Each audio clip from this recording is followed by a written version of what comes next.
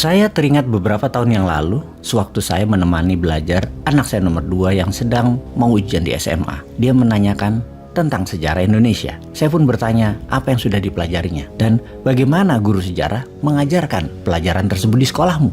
Dijawab olehnya bahwa kelas tersebut membosankan gurunya, kayak sedang baca, datar, tak berirama, serta hafalan. Misalnya, kapan Perang Dunia Kedua terjadi, kapan Julius Caesar mati, bukannya mengapa Perang Diponegoro terjadi, mengapa Tsar Rusia dibunuh, siapa kelompok pemuda yang membawa Soekarno-Hatta ke Rengas Dengklok, kok pinter banget mereka. Jadi seru kita mengetahui mengapa sebuah peristiwa terjadi. Demikian dia mengeluhkan pelajaran yang membuatnya tidak semangat belajar di kelas sejarah tersebut. Dengan cerita tersebut, alih-alih bukannya langsung mengajari, malah pikiran saya terbang ke sebuah masa lalu di mana saya jadi teringat selagi masa kuliah saya di negeri seberang. Salah satu pelajaran wajib bagi murid asing seperti saya adalah mempelajari sejarah Amerika, American History 101 nama kelasnya. Di kelas tersebut, siswa didongengkan cerita tentang bagaimana Amerika itu terbuat, bagaimana the land of the free tercipta, bagaimana American Dream dan everything possible in America terjadi. Yang membuat saya terkesan adalah ketika hari pertama kelas dimulai, saya teringat saya mengambil kelas tersebut dalam liburan summer, di mana siswa banyak yang memilih menikmati liburan selama 3 bulan. Namun, banyak pula yang mengambil kelas summer, termasuk saya. Kelas American History 101 dipimpin seorang guru muda, wanita, mengajar dan mendongengnya bagus sekali, setidaknya menurut saya. Dan yang membuat saya terus teringat karena pengalaman di kelas tersebut ketika dia mengajukan pertanyaan di awal kelasnya. Is there anyone here comes from Indonesia? Kelas hening dan saling toleh satu dengan yang lain, dan saya yang duduk di tengah mengacungkan jari saya. Me ma'am, I'm comes from Indonesia. Dia mendekat dan menatap saya. Well, very nice. Do you know that America very much possible be located in Indonesia instead in here in America as we know today? Dia menanyakan kepada saya apakah saya tahu bahwa negara Amerika bisa saja berlokasi di bumi Nusantara, bukan di bumi Amerika seperti yang kita kenal sekarang.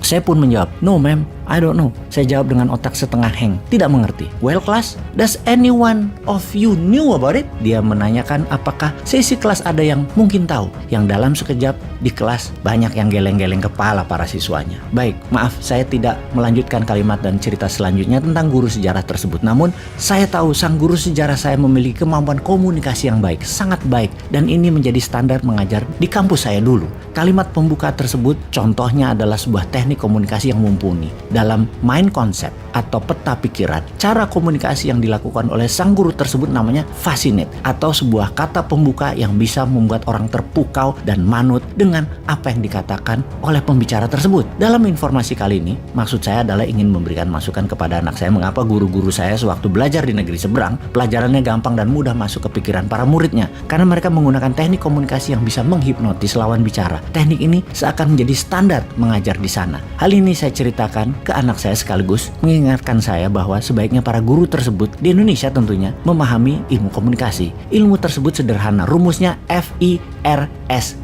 Sekilas saya akan memberikan sedikit ilmu tersebut. Nanti, walau di awal memang mungkin agak kaku dalam mempraktekkan, saya yakin siapa saja bisa melakukannya dengan cepat. Garansi, dilatih sebentar, Anda sahabat bisa dengan mudah menguasainya. Kalau dari sisi guru, daripada setiap hari bicara di depan murid 2 jam setiap pelajaran dan gak ada nyantol di kepala anak-anak didik, ya mendingan belajar ilmu komunikasi yang sederhana nih, FIRST. Atau Anda pebisnis sedang mencari investor, mencari mitra, sales jualan, nggak laku-laku, kan lebih baik belajar sedikit ilmu ini lalu praktekkan teknik komunikasi FIRST ini. Kita mulai. F adalah kependekan dari fokus atau fascinate. Secara sederhana, arti fokus adalah mencari minat seseorang atau passion, dan fascinate adalah kata atau pilihan kalimat yang mengagumkan yang membuat semua orang perhatiannya ke arah Anda, si pembicara. Seperti kalimat pembukaan sang guru sejarah saya yang menggunakan saya sebagai medium agar kelas menjadi mendapatkan focus of attention dengan pertanyaan, siapa di kelas ini yang berasal dari Indonesia? Dia dapat passion dan fokusnya saya. Tahu nggak Anda bahwa Amerika itu keberadaannya bisa nggak di sini tapi di Indonesia? Kalimat fascinate atau mengagumkan. Kata-kata berikutnya dari beliau akan membuat kita siap dan terbuka atas informasi berikutnya.